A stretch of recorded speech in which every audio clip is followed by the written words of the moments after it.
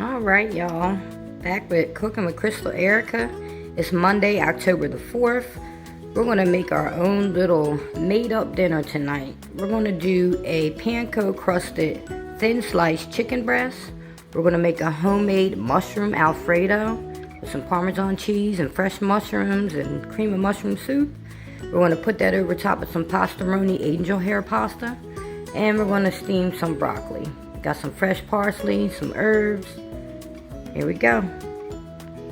Alright, so what I'm going to do first is go ahead and open and clean my chicken off.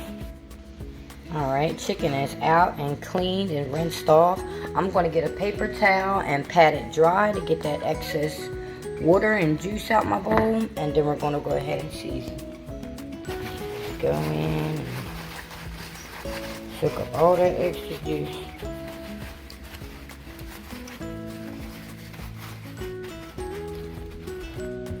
Alright, first I'm going to do my salt and my pepper.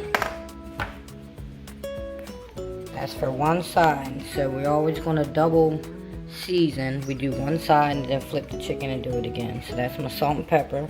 Next, let's go ahead and do this new one I picked up, garlic and parsley, because that goes with what we're doing. Okay, now that smells wonderful. Oh my gosh. Y'all have to pick that up. It smells really good. So I did a nice little heavy coating on the top with that. I'm going to go ahead and follow up with some basil and just a little bit of oregano and a little bit of onion powder. Okay, so that's everything. That is garlic and parsley, black pepper, salt, basil, oregano, onion powder. Alright, we're going to flip it and I'm going to re-season it, and then we're going to go ahead and put it up.